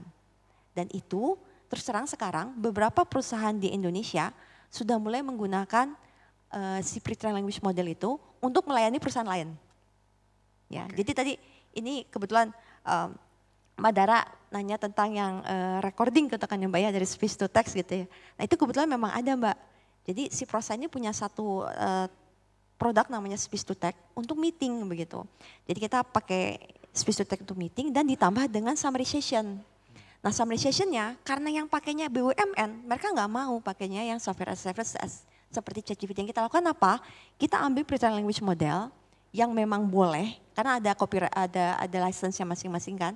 Jadi memang boleh, itu kita ambil, lalu kita train dengan summarization dan kita simpan di servernya dia. Nah yang menggunakan teknik seperti itu, cara seperti itu, sudah ada beberapa perusahaan di Indonesia, perusahaan AI ya, yang bikin untuk perusahaan lain gitu. Jadi tadi ada beberapa kandidat ya Bapak Ibu ya. Pertama memang pakai software as a service seperti ChatGPT, tapi hati-hati jangan masukkan sensitive information ke situ, karena itu bisa saja langsung masuk ke tempat lain yang nanti dia punya pertanyaan yang sama begitu, ya, atau bikin sendiri, ya, atau memang pakai jasanya perusahaan AI di Indonesia yang mereka melatih sendiri fine tuningnya ya, bukan pre-trained language modelnya, bagian fine tuningnya untuk keperluan tertentu, karena biasanya kalau perusahaan di Indonesia itu nggak butuh yang open, tapi butuhnya memang yang close, oh hanya untuk summary, oh hanya untuk misalnya paraphrase. Ya. Yang di-customize sesuai dengan kebutuhan perusahaan itu ya? Sesuai kebutuhan perusahaan itu, baik. Betul. Terima kasih Mbak Ayu untuk jawabannya. Ini jawaban dari seorang akademisi yang juga founder dari perusahaan AI ini. Lalu geser ke Mbak Dara, terkait dari sisi praktisi dan juga founder Pinhome-nya nih. Sudah dijelaskan sama Mbak Ayu, lalu boleh Mbak saran ke kami semua di sini Bapak Ibu peserta, kalau misalkan ada perusahaan lain yang juga ingin menerapkan AI dalam proses bisnisnya, apa nih Mbak Dara sarannya? Ya, bagi saya generative AI product like ChatGPT, and I'm sure there'll be more and more products that we can adopt ya, B2C, B2B gitu ya. Karena kalau kita lihat nih big tech companies di dunia semuanya sedang berlomba-lomba untuk berinovasi gitu ya, and creating more generative AI products. Ini ilustrasi saja yang apa Pinhome sudah lakukan untuk serving property seekers and more hopefully property stakeholders. Ini the example that we're giving you is property seekers. Generative AI used to provide property highlights, so you don't have to scroll through long property descriptions. We have education chat room, we have advanced search with text to understand simple questions like human questions yang otherwise kalau kita cari tahu sendiri, mungkin sampai kita ketemu agents dan kita visit lokasinya in person, we won't know the answer. Ini jalannya bisa lewat 2 mobil enggak, apakah daerah ini banjir atau enggak, dan lain sebagainya. Nah, feedback saya atau input saya, masukan saya untuk semua yang ingin menerapkan atau mengaplikasikan generative AI ya di bisnis atau maybe in your professions. Number one adalah use available technology, nggak usah building from scratch, ya kan. ChatGPT technology dari GPT, the original GPT yang pertama kali dibuat tahun 2016 ya, lalu GPT 2.3, it took them billions of dollars and many years to get to this point, and us businesses like us gitu ya, and then the size the size of our business, it will take I don't know how long to get there gitu, apalagi mungkin it's not even an option karena kita nggak punya resource atau capital sebanyak itu. Yang kedua adalah aplikasikan generative AI atau produk seperti ChatGPT di semua lini bisnis. Don't assume it's only gonna work, it's only gonna work for example automation di satu aspek aja. Use case-nya banyak banget. Seluruh lini bisnis di usaha kita itu pasti ada use case yang relevan yang kita bisa buat lebih efisien dan lebih efektif produktif dengan ChatGPT. So I keep using the example from ChatGPT just because that's what we've been using. Even for some of the solutions that you saw on the screen, we are using basically OpenAI API, right? Kita pakai OpenAI API karena why build from scratch? So itu yang kedua, jangan asumsikan ini hanya cocok untuk use case A atau B. You will be amazed at how many use cases that you can find di mana ini bisa powerful. Saya tadi bilang strategi gitu ya, strategi. If you have a questions about what is the right strategy to acquire listings, trust me, ada pasti jawabannya. Tapi memang jawabannya tergantung prompt kita, tergantung pertanyaan kita, kualitas pertanyaan, jawabannya juga garbage in garbage out. Kalau pertanyaan kitanya juga nggak tajam, jawabannya nggak akan tajam. And it's up to us how we sharpen our questions so we get the best answers gitu kan. Kita kalibrasi terus jawabannya. Tadi strategi bisa, investor relation kita buat newsletter bulanan semuanya ChatGPT generated. Why do we have to spend 6 hours? Komponennya apa saja di newsletter kita? Ada makroekonomi, gitu kan? Ada competitive strategy, ada benchmark, ada what's happening, even sampai paraphrasing atau checking for mistyping atau typos.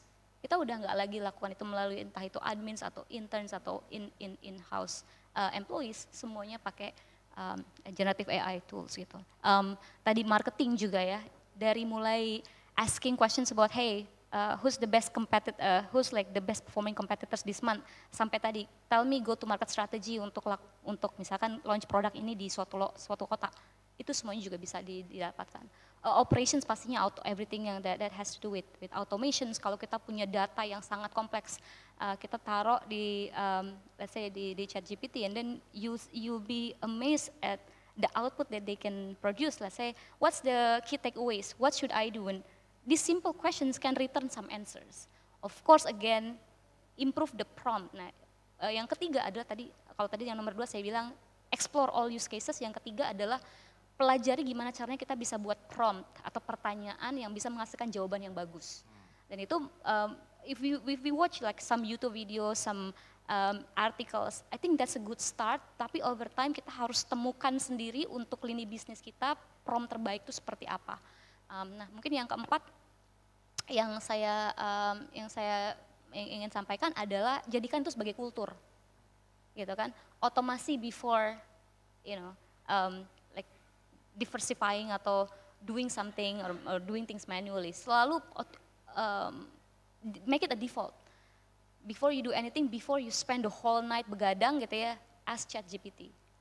Ada satu tadi use case yang dari 4 hal yang bisa dilakukan oleh ChatGPT kan, it can fix broken meetings gitu, it can fix information labyrinth. One thing is it can also fix blank page. Blank page artinya you don't have to start from scratch. You get a structure, an idea, high level best practices, habis itu kalian pertajam sendiri.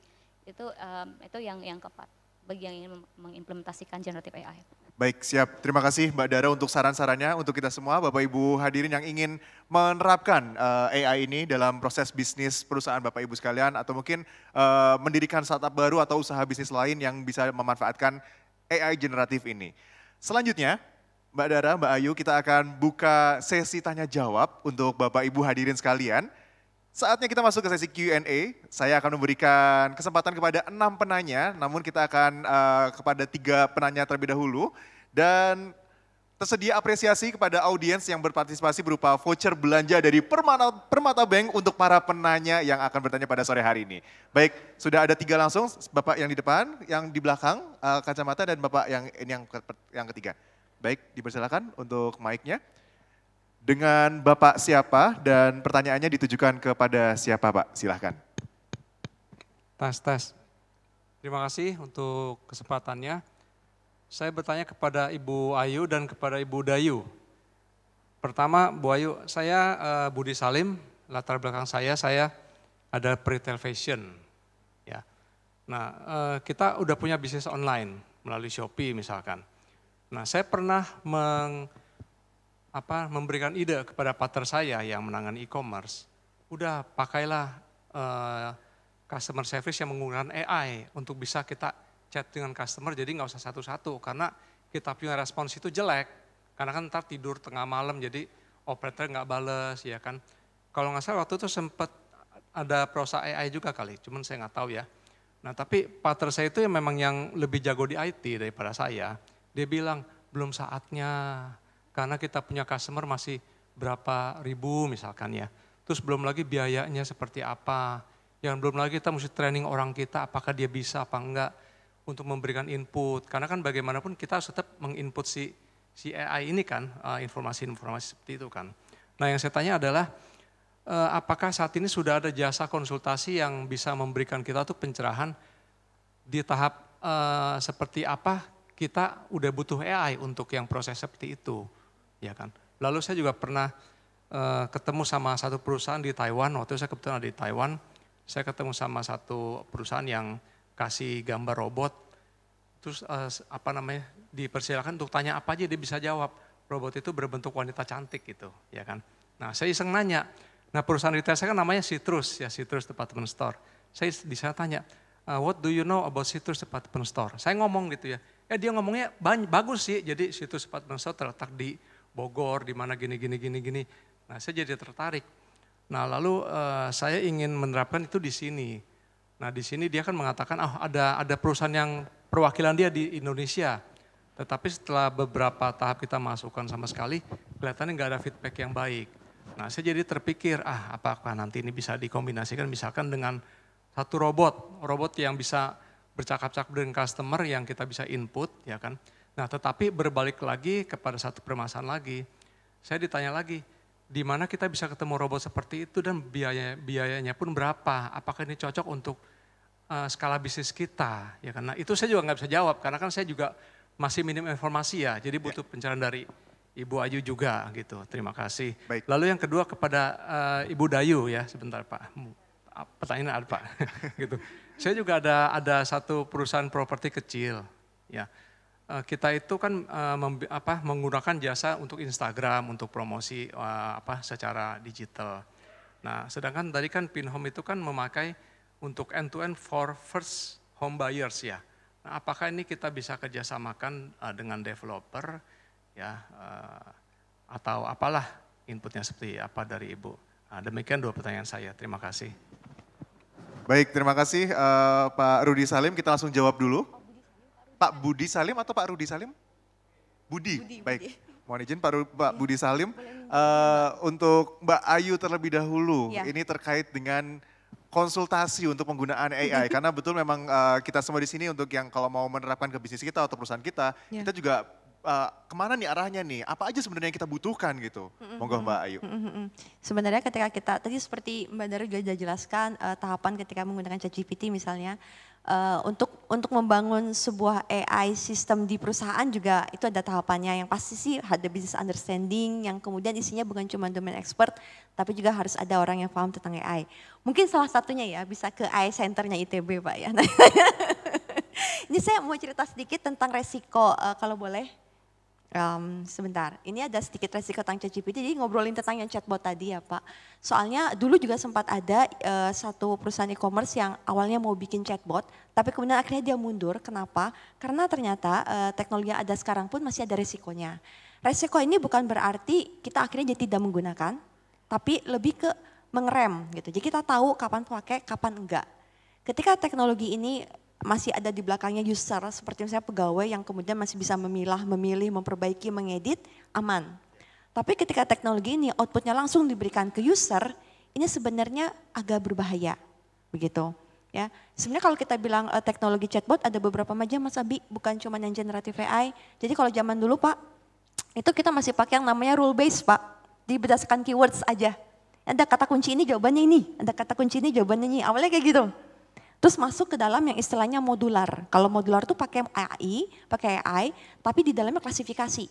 Ini orang lagi nanya, ini orang lagi ucapin selamat gitu. Nanti kalau misalnya orang ucapin selamat, kita masuk ke yang mana ya skenarionya. Nah itu masih yang modular. Terakhir, ini yang generative AI, yang kemudian ada resikonya. Ini beberapa resikonya. Yang paling berbahaya mungkin di sini kaitannya sama chatbot yang otomatis ke user adalah inaccurate information. Jadi dari ChatGPT dia masih bisa mengeluarkan inaccurate information alias halusinasi. Kenapa? Ya karena dia stochastic parrot, dia nggak punya knowledge gitu. Kalau di belakangnya ada pegawai kita yang kemudian bisa memilih tadi aman. Tapi pas langsung diberikan ke user harus hati-hati. Mungkin dia 95% bisa gitu ya. Tapi 5% itu bahaya. Ketika ChatGPT mengeluarkan pernyataan yang salah ataupun yang sifatnya sarkas, itu bisa jadi jatuhnya ke si perusahaan yang bikin si chatbot kan, ternyata perusahaan itu dia ternyata masih gender bias misalnya gitu ya, dia ternyata sara gitu kan kita nggak mau seperti itu. Jadi ini harus hati-hati, artinya kalau mau pakai ini harus ada satu tambahan lagi post processing untuk mengecek apakah jawabannya aman atau tidak gitu. Terus permasalahan lain itu ada di bawah-bawah ya, data privacy risk, plagiarism risk, copyright risk, information bias sama potensial misuse gitu. Ini adalah beberapa resiko dari ChatGPT yang kemudian akhirnya dari European Union itu mengkategorikan ChatGPT sampai saat ini sebagai high risk application. Jadi bukan betul-betul aman sebenarnya. Artinya ketika kita balik lagi tadi, bagaimana kita secara bijak menggunakan berbagai teknologi AI termasuk generative AI. Jadi generative AI dianggap sebagai high risk. Kenapa? Problem di data privacy, dia nggak bisa tahu sebenarnya. Data privacy itu seperti ini. Kalau misalnya kita pengen data kita dikeluarkan dari si model tersebut, itu dibolehkan, itu data privacy. Jadi GDPR ya kalau di Europe itu. Jadi zaman dulu 2014 Google itu rada ini ya dengan adanya GDPR di European Union itu mereka jadi harus menyediakan sebuah fasilitas di mana kalau misalnya ada orang pengen datanya dihapus, ya dia harus menyediakan fasilitas itu. Oh ya udah data kamu dihapus. Orang kalau bisa nyari kamu nggak bisa lewat Google Search, ya. Kalau di kita enggak ya, masih bisa. Itu di EU ya, bukan di kita ya. Siap. Nah, data privacy itu nggak bisa disediakan oleh large language model karena mereka nggak bisa ngapus. Makanya itu kenapa kemudian jadi high risk ya. Jadi kaitannya sama chatbot, ini harus hati-hati. Kita harus bisa punya satu tools atau model AI yang bisa menyatakan bahwa jawaban ini nggak ada di dalam dokumen kita. Nah, kalau misalnya kita sudah bisa itu, masih ada tambahan lain lagi. Tadi, Ketika jawabannya kacau, ya, agak sedikit bias itu kan berarti dia diskriminatif terhadap sebuah kelompok tertentu. Misalnya ke laki atau perempuan, misalnya ya, atau apapun itu, mungkin agama, ras, segala macam. Nah kita juga harus punya tools seperti itu. Gitu. Mungkin itu ya jawabannya. Siap, terima kasih Mbak Ayu. Ya kalau di Eropa ada GDPR ya. Kalau di Indonesia juga terkait dengan data privacy dan juga pelindungan data pribadi sudah ada di Undang-Undang Nomor 27 tahun 2022 terkait dengan PDP atau pelindungan data pribadi. Jadi ini yang juga perlu kita awarekan juga ya selaku. Kalau boleh nambah, ini baru kemarin saya diskusiin ini sama teman-teman Undang-Undang PDP terhadap AI. Ya. Karena sekarang itu kan Oktober 2022 ya Mas. Betul. Ya. Itu kan baru benar-benar berlaku itu 2 tahun lagi. Ya. Tapi turunan dari undang-undang ini belum ada. Betul. Permen PP itu belum ada, kita masih menunggu gitu. Pertanyaannya, inovasi versus privacy, apa yang harus kita lakukan gitu. Nah itu yang kemudian harapan kita sih teman-teman AI ini diajak ngobrol ya sama Kemenkumham atau Kominfo atau siapapun yang kemudian akan mengeluarkan permen dan PP. Kenapa? Karena kalau misalnya ternyata nanti malah jadi membelenggu inovasi atau startup AI ini jadi malah terbatas, nanti kan blunder ya Mas. Ya, balik betul. lagi ke ya kita pengen ekosistem yang baik kan ya. Betul, seperti sesuai juga dengan judul acara kita pada hari ini ya, temanya Make Friends with AI, Boost the Productivity, tapi jangan sampai kita juga blunder terkait dengan undang-undang yang ada. Kita ingin juga bersama memanfaatkan AI ini untuk perusahaan kita, untuk bisnis kita, tentunya juga dengan comply dengan undang-undang yang berlaku. Terima kasih Mbak Ayu. Mbak Dara, pertanyaannya Pak Budi Salim tadi terkait dengan kerjasama, kolaborasinya. Jawabannya pasti iya sih ya Mas Ya. Abi, Pak Budi. Kalau Pak Budi saat ini punya property development kah atau ada property agency business atau keduanya? Property development, absolutely anytime. Sebenarnya di Pinhome itu property developer juga bisa submit listing langsung di pinhome.id atau bisa ke aplikasi ke tombol bantuan. But I'm here, I mean anytime kalau misalkan ada yang mau di explore, we can exchange card. Tapi one thing that I wanted to add from that, I totally agree.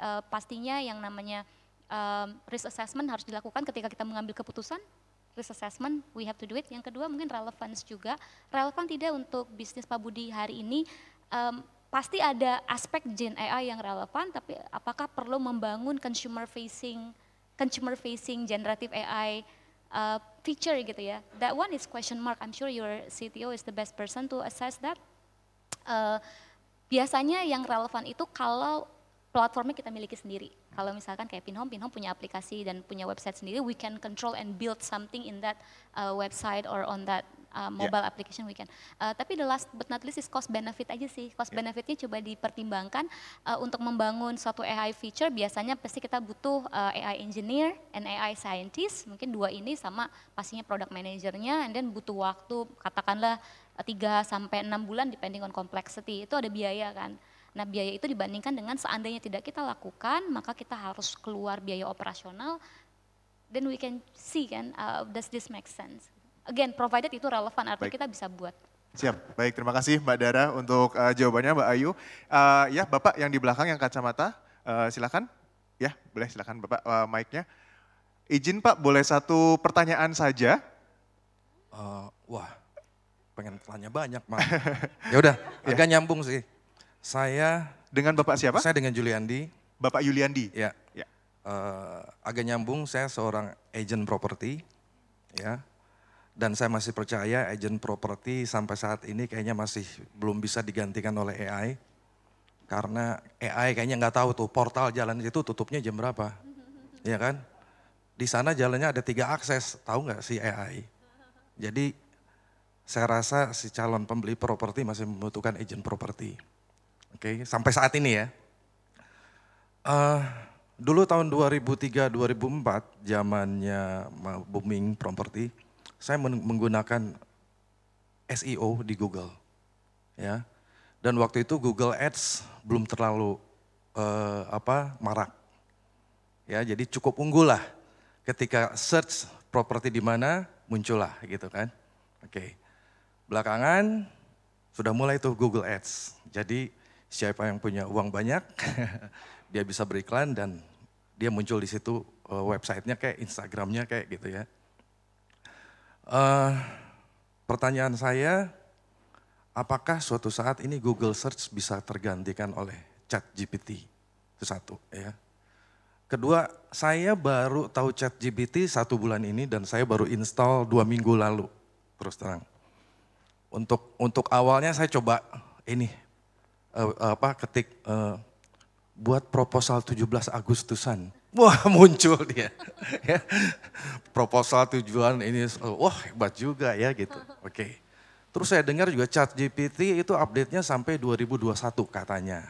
Ya, ya udah katanya gitu. Jadi akhirnya karena saya di bidang properti, akhirnya saya search di situ berapa harga unit apartemen di properti A gitu ya. Yang dimana dia dibangunnya jauh dari sebelum 2021. Terus dia jawab, mohon maaf, tidak ada data itu karena harga dapat berubah sewaktu-waktu. Silakan hubungin agen properti Anda. Wah, lumayan nih, berarti kan masih bisa dihubungi nih si agen properti. Atau platform properti yang ada di daerah Anda, katanya gitu ya. Oke. Berarti dia tidak bisa jawab. Ya, pertanyaannya Pak, izin Pak karena waktu. Oke. Ya. Kedua, ya udah gini deh.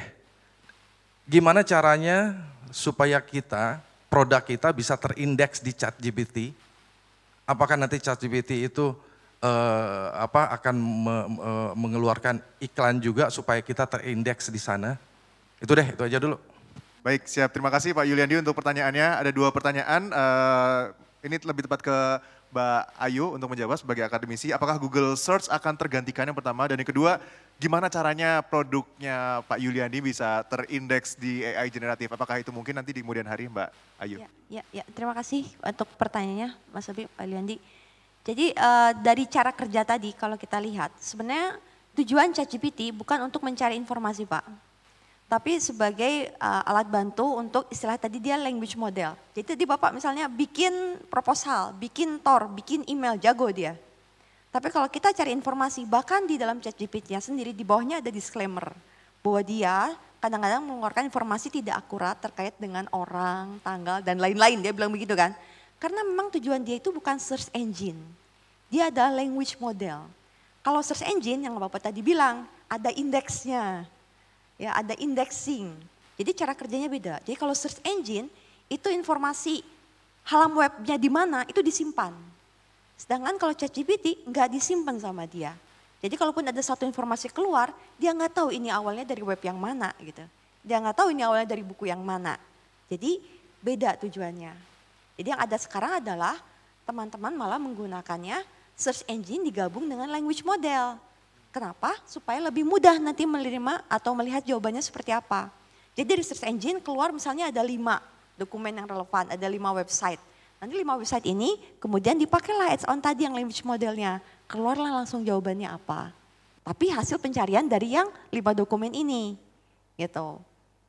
Baik, jadi siap. moga-moga itu bisa membantu menjawab ya. Dan itu ada beberapa memang tools yang sudah seperti itu. Seperti misalnya salah satunya ya perplexity.ai. Kalau kita nanya sesuatu, nanti dia akan mengeluarkan sumber-sumbernya dari mana juga gitu. Sedangkan kalau ChatGPT aslinya ya orang bukan tugasnya dia seperti itu. Jadi si Perplexity AI ini dia menggabungkan antara search engine dengan language modelnya si ChatGPT.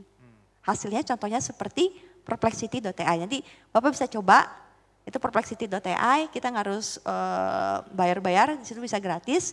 Nanti ada informasinya berasal dari mana. Itu yang pertama. Terus yang kedua, kalau kita pengen produk kita dikenal oleh ChatGPT. Nah, ChatGPT itu kan tadi berasal dari dilatih dari banyak dokumen. Jadi kalau kita pengen sebuah informasi itu muncul di outputnya ChatGPT, berarti data tersebut harus banyak ada di berbagai dokumen yang ada di internet. Kita harus nyediain banyak sekali dokumen terkait dengan itu. Dan jumlah dokumen itu sangat banyak. Selain itu juga satu lagi, dia kan tekniknya tadi ada tambahin satu tuh yang reinforcement learning di belakang. Reinforcement learning itu sebenarnya belajar dari user, dari kita. Jadi kalau kita masukin sesuatu, nanti dia sekalian belajar gitu. Yang tadi Mbak Dara juga sampaikan ya, gimana cara kita nge-prompt-nya, nanyanya gitu ya. Betul. Ya, kalau nge-prompt itu tujuannya untuk mendapatkan output yang sesuai dengan apa yang kita harapkan. Tapi kalau tadi yang saya bilang reinforcement learning, dia akan belajar dari input user, mana yang input dan output yang paling pas. Pasangan antara input dan output yang paling pas, yang kalau misalnya dia jawab itu benar. Kalau dia jawabnya A benar, kalau jawabnya B dianggap salah gitu. Itu reinforcement learning itu kayak belajarnya pakai reward gitu. Feedback yang kita berikan ketika mereka mendapatkan feedback memberikan jawaban. kita kalau feedbacknya bagus, oh berarti ini benar nih jawabannya nih. Kalau feedbacknya jelek, oh berarti jawaban saya salah. Baik. Nah ada belajar seperti itu artinya bisa jadi juga kita harus banyak-banyak masukin lewat reinforcement learning. Ini alternatif dari segi teknologi ya Pak ya. Baik, siap. Terima kasih Mbak Ayu. Satu lagi tadi ya Bapak boleh silakan mic-nya minta tolong. Dengan Bapak siapa dan satu saja Pak, izin pertanyaannya singkat saja terkait waktu juga. Silakan Pak. Siap, makasih. Nama saya Setiawan. Saya punya e-commerce namanya bukukita.com, jadi toko buku online. Yang pengen saya tanyakan ke Ibu Ayu ya. Jadi saya mungkin mohon saran begitu ya. Jadi ini AI ini sangat mendisrupsi, terutama untuk dunia buku. Jadi buku itu sudah mungkin beberapa tahun terakhir ini juga sudah banyak perubahan, jadi menurun gitu ya. Penjualan buku fisik terutama, kalau e-book juga masih meningkat. Tapi kedepannya dengan adanya AI ini, saya minta mungkin pandangan dari Bu Ayu. Bagaimana sih prospek buku atau apakah buku, kalau saya lihat memang ini tantangannya luar biasa ya. Jadi orang sekarang tuh mungkin malas baca buku, tinggal ketik summary of buku ini gitu. Itu sudah keluar semua gitu. Jadi bikin orang malas baca. Tetapi kalau saya lihat, saya bisa dari summarize-nya kan saya udah jual buku cukup lama dan saya tahu juga kadang-kadang summarize-nya nggak terlalu tepat begitu. Mungkin kurang detail juga. Kira-kira menurut Bu Ayu apa yang harus dilakukan terutama untuk dunia publishing itu supaya AI ini bisa membantu apakah buku itu harus berubah bentuk atau bagaimana. Yang pertama itu, terus kedua tadi mengenai Ibu bilang bahwa akurasinya AI ini masih belum 100%, bahkan belum 90% juga kadang-kadang kurang ya.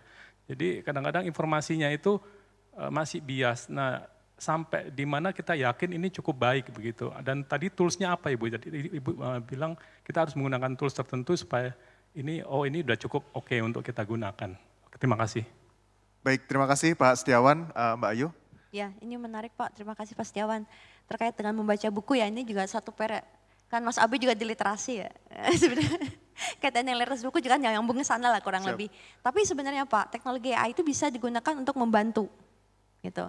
Jadi misalnya Bapak punya buku-buku, nah kita bisa pakai misalnya tools tadi ya, seperti untuk mengenerate satu summary yang nanti bisa jadi dikurasi lagi kalau Bapak merasa summary-nya masih kurang pas, dikurasi lagi oleh si penulis bukunya atau oleh editornya, itu udah bisa membantu. Berikutnya lagi ada teknologi yang namanya text to speech Pak. Nah orang malas baca buku nih, tapi kalau denger mungkin mau gitu kan. Di jalan saya selalu punya teman Pak, dia kalau di jalan tuh dengernya bukan lagu, tapi rekaman literatur gitu, rekaman buku dari mana. Nah itu bisa Pak, karena teknologi AI memang ada yang mengenerate suara dari teks gitu. Kemudian yang lainnya lagi pencarian, search engine juga bisa kita gunakan gitu. Yang lainnya lagi mungkin chatbot, walaupun chatbot nanti istilahnya ya, knowledge dalam tanda kutip itu diambil dari bukunya Bapak gitu. Nah ini jadi kalau saya sih ngelihatnya sebenarnya teknologi artificial intelligence bisa dipakai untuk membantu orang, memudahkan orang ya untuk mengakses buku tadi itu Pak. Ya. Baik, terima kasih Mbak Ayu, Mbak Dara. Kita masih ada pertanyaan lagi, boleh? 1, 2, 3 ya, Bapak dulu silakan. Untuk pertanyaan silakan dengan Bapak siapa Pak? Selamat siang, saya Niko. Pak Niko? Iya. Ya. AI itu kan bisa berjalan kalau ada sumber datanya kan. Sumber data itu kan ada teks, ada suara, ada gambar dan di video. Nah yang kalau saya lihat di chat GPT itu hanya untuk teks ya. Kalau untuk yang lainnya bagaimana? Terus kalau saat ini kan yang menguasai sumber data itu kan Google. Bagaimana dengan Google itu, mereka apa sudah mengembangkan teknologi ini? Ya, terima kasih. Baik, terima kasih Pak Niko. Langsung dijawab saja, boleh Mbak Dara juga menambahkan terkait dengan teks, hanya teks saja dulu ya saat ini yang di generatif itu. Dan juga data yang dimiliki Google saat ini yang juga pemilik ya search engine terbesar saat ini, Mbak Dara. Ya, saya bisa bilang kalau untuk pemakaian what's applicable for businesses and consumers, memang text which is ChatGPT, dan yang terbaru kan ChatGPT 4 ya. ChatGPT 4 kalau kita mau pakai kita harus subscribe. And once we subscribe to ChatGPT 4 itu sekitar 280.000 sampai 300.000 per bulan gitu ya. Kita bisa dapetin banyak plugins dan plugins itu akan berguna untuk membantu kita mendapatkan informasi yang mungkin tanpa plugins kita nggak akan bisa dapat. Contoh informasi yang lebih recent setelah tahun 2021, kalau kita pakai salah satu plugins, ada namanya web chat GPT plugins, you use that, you can ask questions that are related to information after 2021 Pak, bisa gitu ya. Tadi ada pertanyaan soal itu. Lalu untuk yang anything that's not text based, ada DALL-E juga, which is part of OpenAI platform juga. Jadi Bapak bisa cari DALL-E dan di situ actually attached to chat attached to the platform, you can use it and there you can generate images etc. I haven't explored subscriptionsnya seperti apa and how useful that is, to be honest, ya kan? Tapi that's available for consumer for sure. Gitu. What else ya? Any other question? Yang terkait data yang dimiliki Google. Karena Google pemilik data yang terbesar sebagai search engine itu? Right, Google terbuka atas semua datanya. For example, tadi banyak plugins dari ChatGPT itu actually absorbing information from Google. And initially the way Google actually, the way GPT first was incepted or originated, mereka belajar dari sumber data mostly, it's actually Wikipedia sama banyak corpus. Ada one of the largest corpus itu bentuknya memang foundation based. Mereka kumpulkan corpus atau corpus itu maksudnya data yang very large, trillions, maybe hundreds of trillions of parameters yang diambil dari data-data itu diambil dari the internet, the web gitu ya. I don't think any of these companies are very close about their data because the data most of the data don't belong to them. The data belongs to us. Yep. So that comes back to the risk of AI, which is salah satu risknya dari mungkin 3 risk utama. Yang satu adalah bias ya, garbage in, garbage out. Seberapa bagus sih output dari ChatGPT, seberapa aman, seberapa consumable, ya tergantung dari data yang memang di-scrap oleh dia untuk melatih modelnya gitu. Sejauh ini ChatGPT saya bisa bilang cukup aman, saya tidak pernah melihat sesuatu yang even di borderline unethical gitu ya, atau misalkan racist atau apa, saya belum lihat seperti itu dari semua penggunaan yang saya lakukan, baik itu business purpose atau personal purpose. Tapi yang kedua adalah privacy issues ya, I agree. Banyak banget academicians atau writers atau anybody with proprietary information knowledge yang takut dia upload datanya. Contoh kalau di Harvard, they produce a lot of literatures kan. Semua yang menggunakan literature Harvard, baik itu lecturer atau students, itu dilarang menggunakan ChatGPT and uploading those materials. And that's like, even it's in writing kalian kalau sebagai students uploading your material so that you can get summary of misalkan Harvard Business Review edisi suatu artikel gitu ya, kan banyak tugas yang esensinya adalah learning about case studies. Itu you're basically violating the policy and you can get punished. So that's the second risk. Then apart from data privacy, I would say that there's a lot of social risk gitu juga ya. I hope that answers. Ya, baik. Terima kasih Mbak Dara. Semoga menjawab. Pak Niko, selanjutnya tadi Mbak, ya silakan boleh berdiri, mic-nya dengan Mbak siapa dan ditujukan ke siapa? Satu pertanyaan saja, Mbak. Ya. Nama saya Thalia, saya mahasiswa fresh graduate. Saya mau bertanya sama Ibu Ayu, mengingat tadi penjelasan mengenai resiko AI terhadap kebocoran data privacy, apakah risiko ini bisa ditanggulangi oleh teknologi yang lain seperti blockchain? Mengingat blockchain itu kan tugasnya untuk merecord informasi yang membuat data sulit untuk dihack, dimanipulasi, atau diubah. Apakah AI dan blockchain ini bisa dikombinasikan menjadi sesuatu hal yang baru dan seberapa besar peluang industri untuk menerapkan AI dengan blockchain ini menjadi satu di Indonesia? Terima kasih. Baik, terima kasih. Ditampung dulu untuk pertanyaan Mbak Ayu. Satu lagi dulu, silakan. Oh ya, tadi Bapak sebelah sana.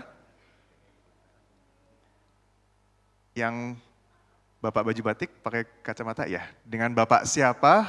Tujuannya ke siapa Pak? Mohon singkat saja pertanyaannya, izin. Iya, saya Lim Suryanto dari Yayasan BPK Penabur Pendidikan. Saya ada pertanyaan. Yang pertama, seberapa jauh perkembangan AI untuk dunia pendidikan? Apakah akan mendistrupsi fungsi guru? Dan juga kira-kira nih kalau AI ini berkembang gitu ya, apakah murid juga akan bisa mempergunakan AI ini untuk bertanya gitu ya, kira-kira soal apa yang keluar ya besok ya, karena kan guru selalu keluarin soal yang sama gitu ya.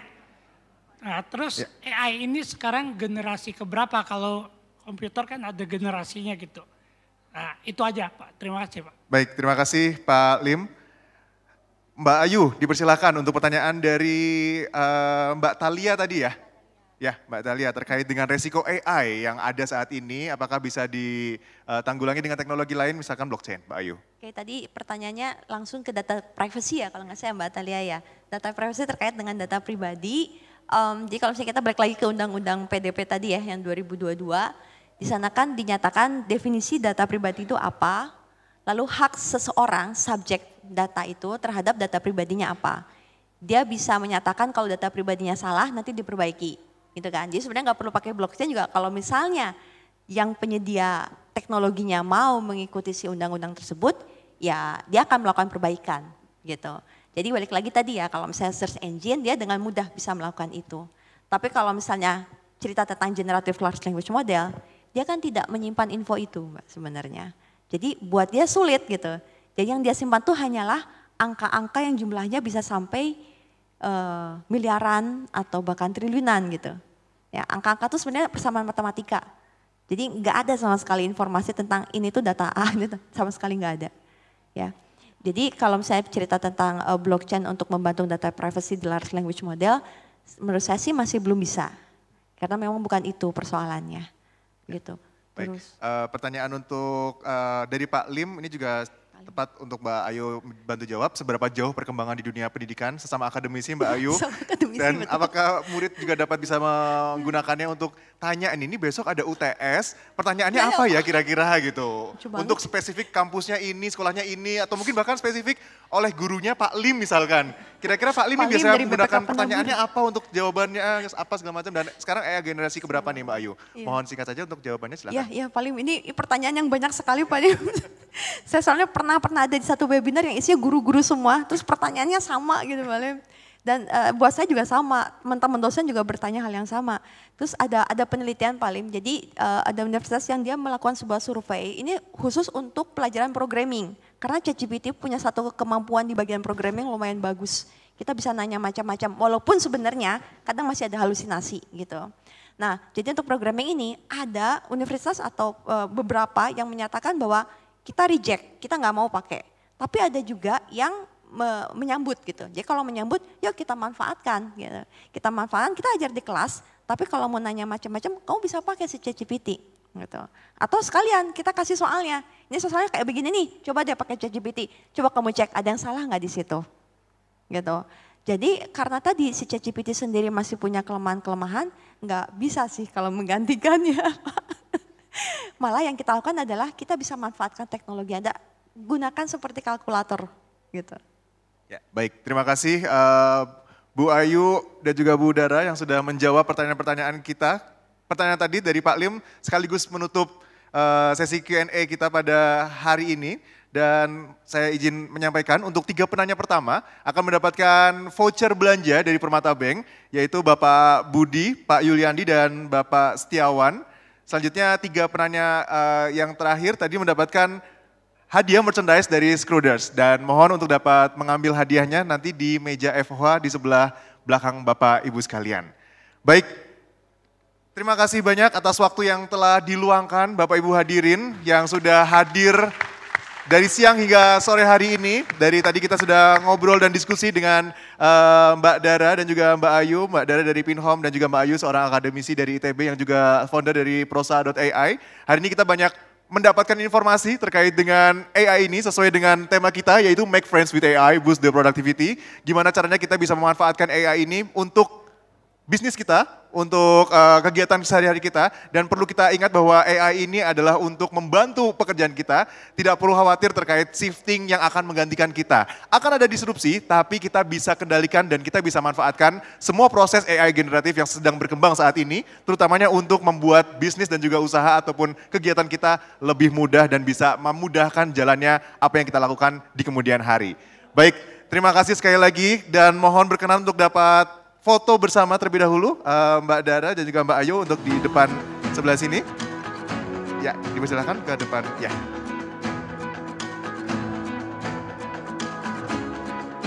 Baik, kita akan foto bersama.